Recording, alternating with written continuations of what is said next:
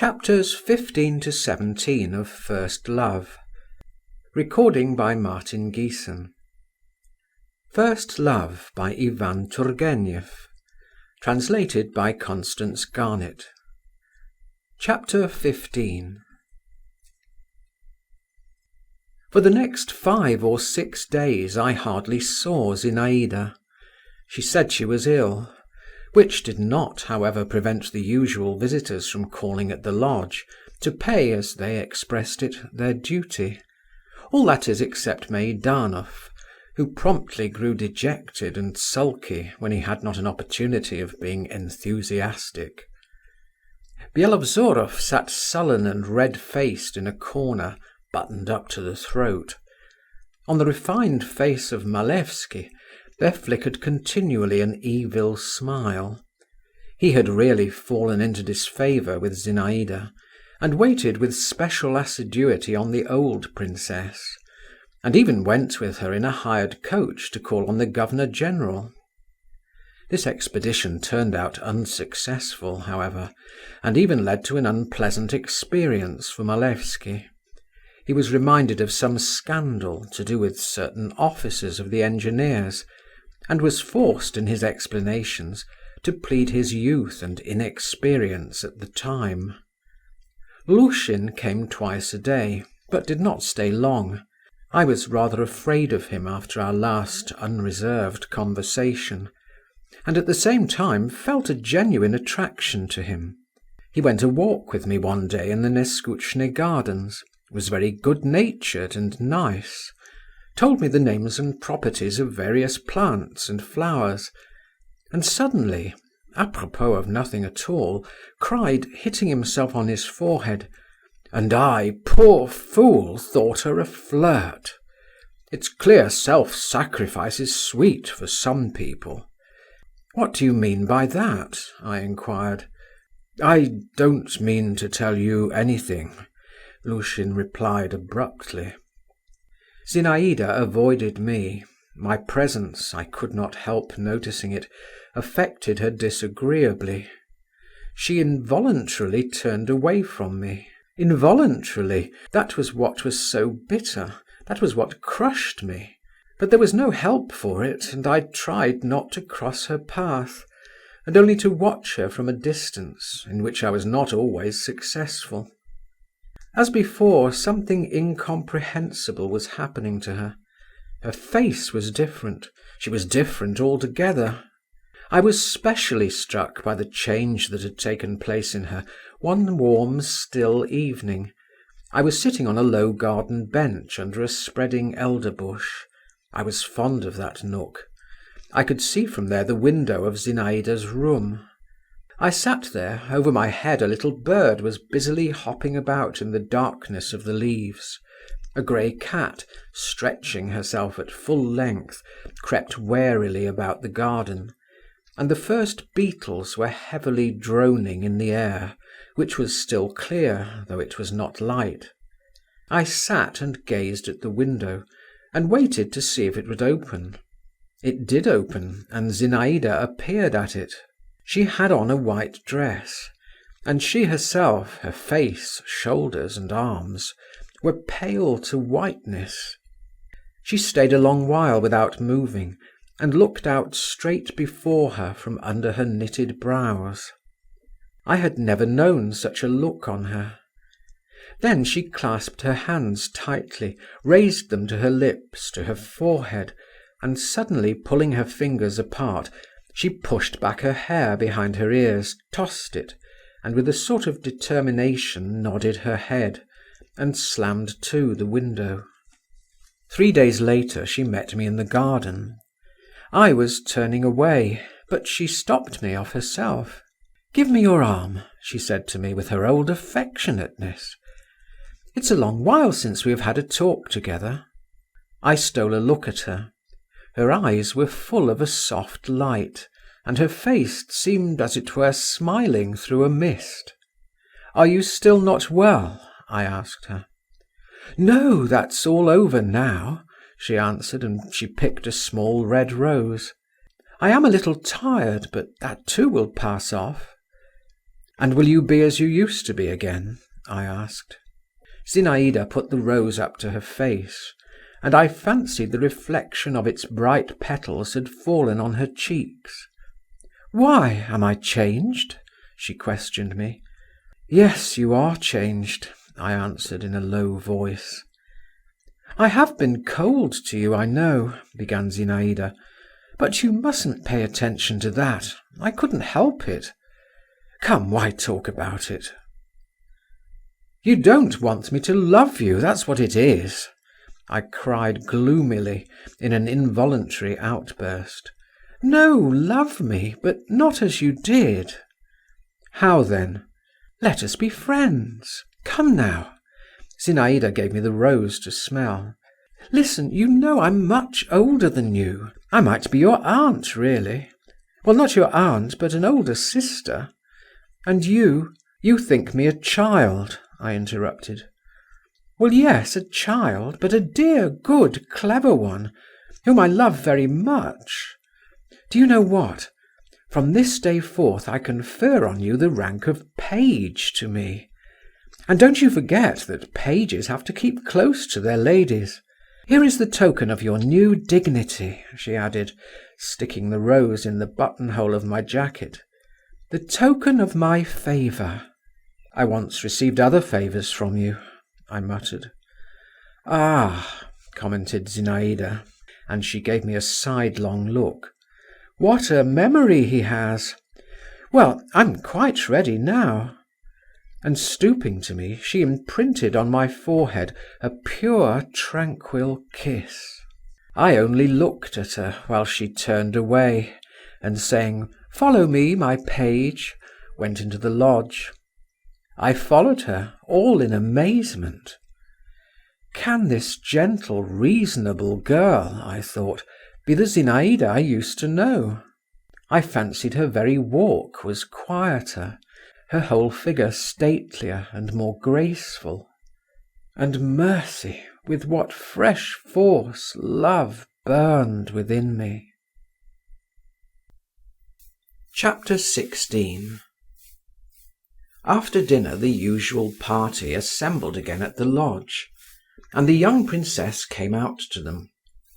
All were there in full force, just as on that first evening which I never forgot. Even Nirmatsky had limped to see her. Meidanov came this time earliest of all. He brought some new verses. The games of forfeits began again, but without the strange pranks, the practical jokes and noise. The gypsy element had vanished. Zinaïda gave a different tone to the proceedings. I sat beside her by virtue of my office as page. Among other things, she proposed that anyone who had to pay a forfeit should tell his dream. But this was not successful. The dreams were either uninteresting. Byelovzorov had dreamed that he fed his mare on carp, and that she had a wooden head, or unnatural and invented. Meidanov regaled us with a regular romance. There were sepulchres in it, and angels with lyres, and talking flowers, and music wafted from afar. Zinaïda did not let him finish. "If we are to have compositions," she said, "let everyone tell something made up, and no pretence about it."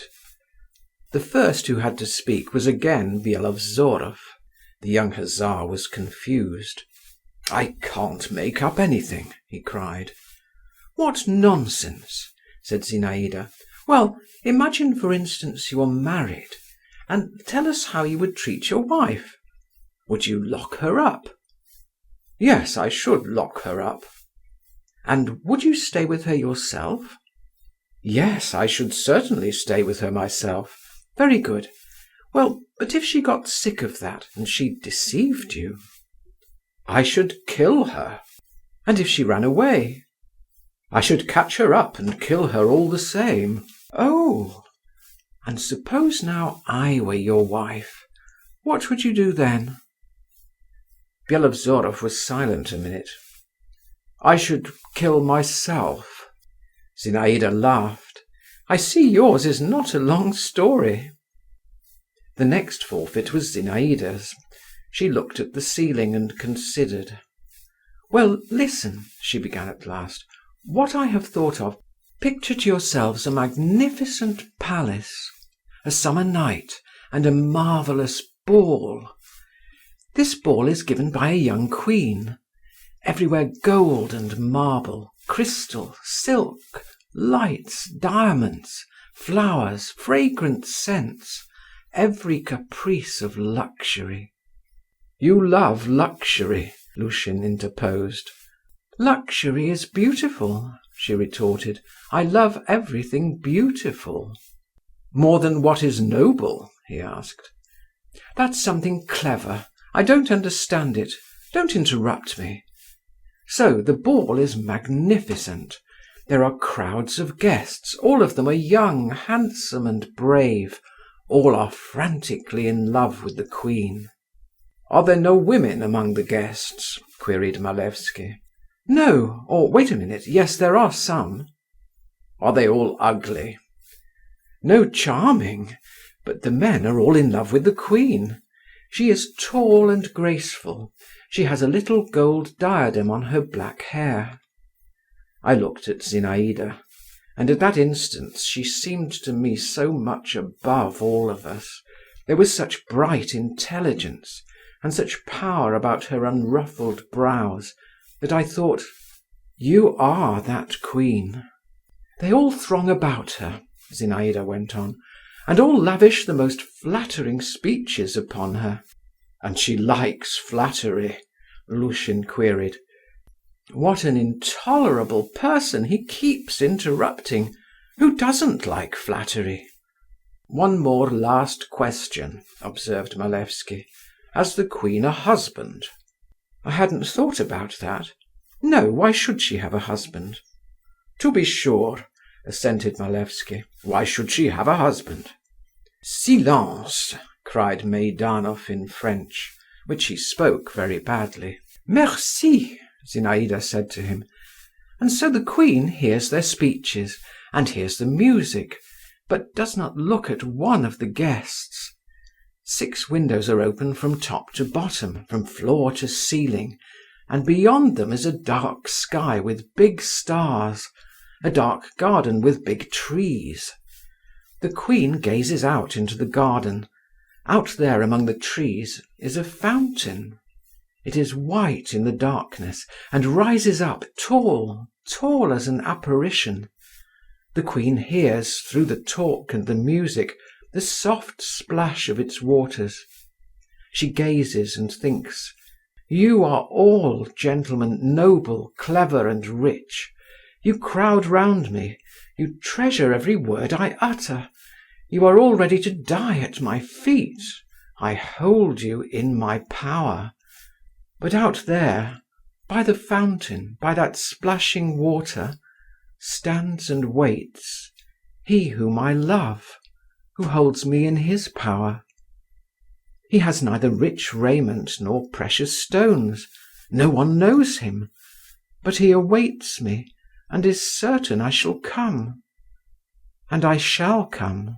And there is no power that could stop me when I want to go out to him, and to stay with him, and be lost with him out there in the darkness of the garden, under the whispering of the trees, and the splash of the fountain."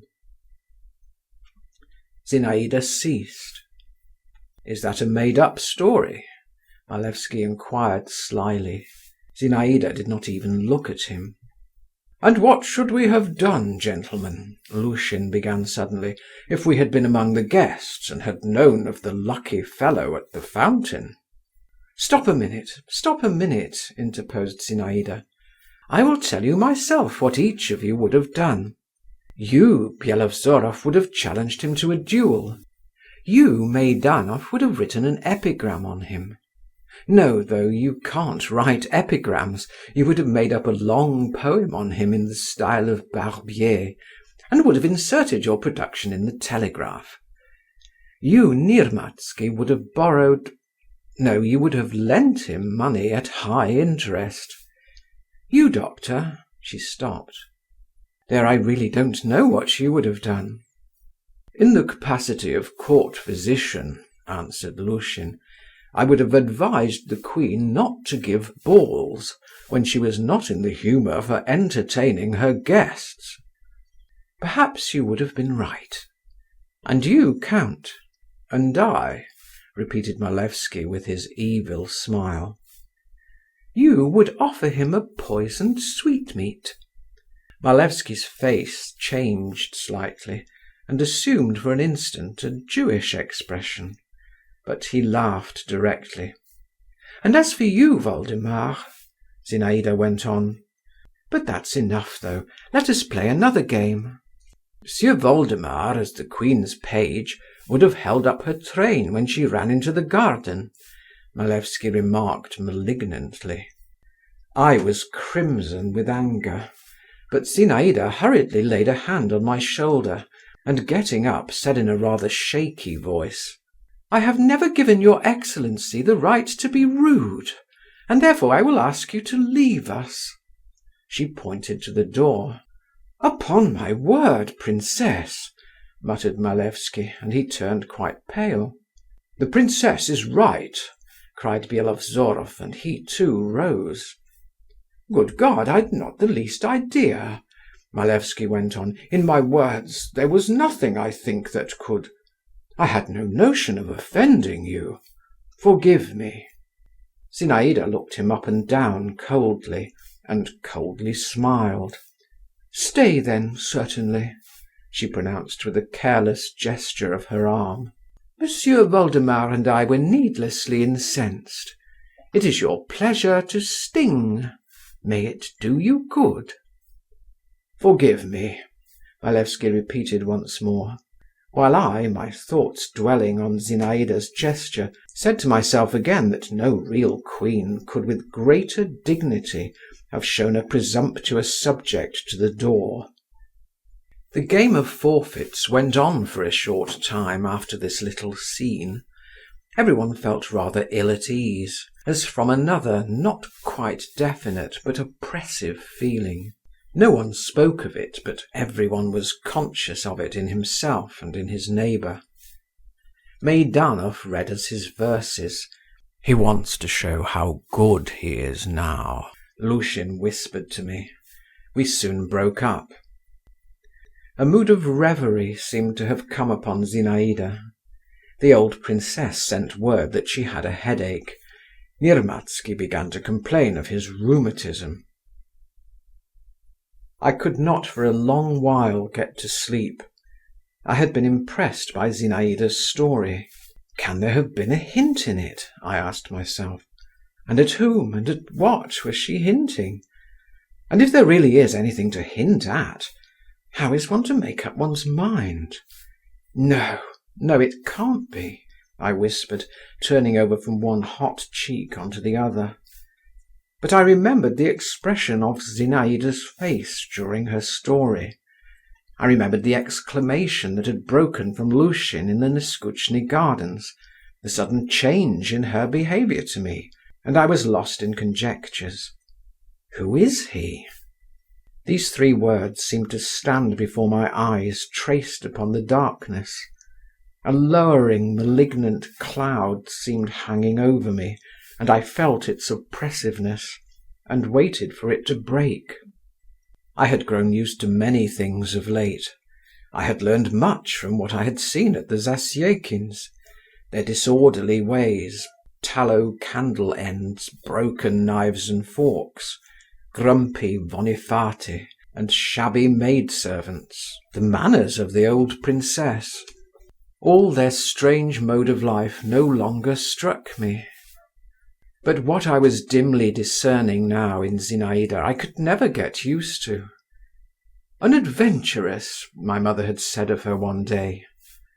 An adventuress, she, my idol, my divinity. This word stabbed me. I tried to get away from it into my pillow. I was indignant. And at the same time, what would I not have agreed to? What would I not have given only to be that lucky fellow at the fountain? My blood was on fire and boiling within me. The garden, the fountain, I mused. I will go into the garden. I dressed quickly and slipped out of the house. The night was dark, the trees scarcely whispered. A soft, chill air breathed down from the sky. A smell of fennel trailed across from the kitchen garden. I went through all the walks. The light sound of my own footsteps at once confused and emboldened me. I stood still, waited, and heard my heart beating fast and loudly. At last I went up to the fence and leaned against the thin bar. Suddenly, or was it my fancy, a woman's figure flashed by a few paces from me. I strained my eyes eagerly into the darkness. I held my breath. What was that? Did I hear steps, or was it my heart beating again? "Who is here?" I faltered, hardly audibly. What was that again? A smothered laugh, or a rustling in the leaves, or a sigh just at my ear? I felt afraid. "Who is here?" I repeated still more softly. The air blew in a gust for an instant. A streak of fire flashed across the sky. It was a star falling. "Zinaïda!" I wanted to call, but the word died away on my lips. And all at once everything became profoundly still around, as is often the case in the middle of the night. Even the grasshoppers ceased their churr in the trees. Only a window rattled somewhere. I stood and stood, and then went back to my room, to my chilled bed. I felt a strange sensation, as though I had gone to a tryst and had been left lonely, and had passed close by another's happiness. Chapter 17. The following day I only had a passing glimpse of Zinaïda. She was driving somewhere with the old princess in a cab. But I saw Lushin, who, however, barely vouchsafed me a greeting, and Malevsky. The young count grinned and began affably talking to me. Of all those who visited at the lodge, he alone had succeeded in forcing his way into our house, and had favourably impressed my mother. My father did not take to him, and treated him with a civility almost insulting. "Ah, Monsieur le Page," began Malevsky, "delighted to meet you. What is your lovely queen doing?" His fresh, handsome face was so detestable to me at that moment, and he looked at me with such contemptuous amusement, that I did not answer him at all. "Are you still angry?" he went on. "You've no reason to be. It wasn't I who called you a page, you know, and pages attend queens especially. But allow me to remark that you perform your duties very badly." "How so?" "Pages ought to be inseparable from their mistresses. Pages ought to know everything they do. They ought, indeed, to watch over them," he added, lowering his voice, "day and night."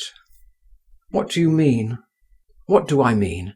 I express myself pretty clearly, I fancy. Day and night. By day it's not so much matter. It's light, people are about in the daytime. But by night, then look out for misfortune. I advise you not to sleep at night and to watch. Watch with all your energies. You remember, in the garden, by night, at the fountain. That's where there's need to look out." "You will thank me." Malevsky laughed and turned his back on me. He most likely attached no great importance to what he had said to me. But he had a reputation for mystifying, and was noted for his power of taking people in at masquerades, which was greatly augmented by the almost unconscious falsity in which his whole nature was steeped. He only wanted to tease me, but every word he uttered was a poison that ran through my veins. The blood rushed to my head. "Ah, so that's it," I said to myself. "Good. So there was reason for me to feel drawn into the garden. That shan't be so. I cried aloud and struck myself on the chest with my fist, though precisely what should not be so I could not have said. Whether Malevsky himself goes into the garden, I thought. He was bragging, perhaps, he has insolence enough for that. Or someone else. The fence of our garden was very low, and there was no difficulty in getting over it. Anyway, if anyone falls into my hands, it will be the worse for him. I don't advise anyone to meet me. I will prove to all the world, and to her, the traitress, I actually used the word traitress, that I can be revenged. I returned to my own room, took out of the writing table an English knife I had recently bought, felt its sharp edge, and knitting my brows with an air of cold and concentrated determination, thrust it into my pocket, as though doing such deeds was nothing out of the way for me. And not the first time. My heart heaved angrily, and felt heavy as a stone. All day long I kept a scowling brow and lips tightly compressed, and was continually walking up and down, clutching, with my hand in my pocket, the knife, which was warm from my grasp, while I prepared myself beforehand for something terrible. These new, unknown sensations so occupied and even delighted me that I hardly thought of Zinaïda herself. I was continually haunted by Aleko, the young gypsy. "Where art thou going, young handsome man? Lie there." And then, "Thou art all besprent with blood. Oh, what hast thou done?" "Naught." With a cruel smile I repeated that, "Naught." My father was not at home, but my mother, who had for some time been in an almost continual state of dumb exasperation, noticed my gloomy and heroic aspect, and said to me at supper, "Why are you sulking like a mouse in a meal tub?" I merely smiled condescendingly in reply, and thought, if only they knew. It struck 11. I went to my room, but did not undress. I waited for midnight. At last it struck. "The time has come," I muttered between my teeth, and buttoning myself up to the throat, and even pulling my sleeves up, I went into the garden. I had already fixed on the spot from which to keep watch.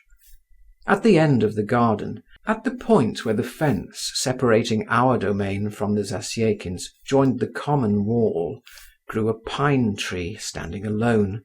Standing under its low, thick branches, I could see well, as far as the darkness of the night permitted, what took place around. Close by ran a winding path which had always seemed mysterious to me. It coiled like a snake under the fence, which at that point bore traces of having been climbed over, and led to a round arbour formed of thick acacias. I made my way to the pine tree, leaned my back against its trunk, and began my watch. The night was as still as the night before, but there were fewer clouds in the sky, and the outlines of bushes, even of tall flowers, could be more distinctly seen. The first moments of expectation were oppressive, almost terrible. I had made up my mind to everything. I only debated how to act. Whether to thunder, "Where goest thou? Stand, show thyself, or death," or simply to strike. Every sound, every whisper and rustle seemed to me portentous and extraordinary. I prepared myself. I bent forward. But half an hour passed, an hour passed. My blood had grown quieter, colder. The consciousness that I was doing all this for nothing, that I was even a little absurd, that Malevsky had been making fun of me, began to steal over me. I left my ambush, and walked all about the garden. As if to taunt me, there was not the smallest sound to be heard anywhere. Everything was at rest. Even our dog was asleep, curled up into a ball at the gate. I climbed up into the ruins of the greenhouse, saw the open country far away before me, recalled my meeting with Zinaïda, and fell to dreaming. I started. I fancied I heard the creak of a door opening, then the faint crack of a broken twig. In 2 bounds I got down from the ruin, and stood still, all aghast. Rapid, light, but cautious footsteps sounded distinctly in the garden. They were approaching me. Here he is at last, flashed through my heart. With spasmodic haste I pulled the knife out of my pocket. With spasmodic haste I opened it. Flashes of red were whirling before my eyes. My hair stood up on my head in my fear and fury. The steps were coming straight towards me. I bent. I craned forward to meet him. A man came into view. My God! It was my father. I recognized him at once, though he was all muffled up in a dark cloak, and his hat was pulled down over his face. On tiptoe he walked by. He did not notice me, though nothing concealed me. But I was so huddled up and shrunk together that I fancy I was almost on the level of the ground. The jealous Othello, ready for murder, was suddenly transformed into a schoolboy. I was so taken aback by my father's unexpected appearance that for the first moment I did not notice where he had come from, or in what direction he disappeared. I only drew myself up and thought, why is it that my father is walking about in the garden at night? When everything was still again. In my horror I had dropped my knife in the grass, but I did not even attempt to look for it. I was very much ashamed of myself. I was completely sobered at once. On my way to the house, however, I went up to my seat under the elder tree, and looked up at Zinaïda's window. The small, slightly convex panes of the window shone dimly blue in the faint light thrown on them by the night sky. All at once their colour began to change. Behind them, I saw it distinctly. Softly and cautiously a white blind was let down right to the window frame, and so stayed. "What is that for?" I said aloud, almost involuntarily, when I found myself once more in my room. A dream, a chance, or…? The suppositions which suddenly rushed into my head were so new and strange that I did not dare to entertain them. End of chapter 17. Recording by Martin Geeson in Hazelmere, Surrey.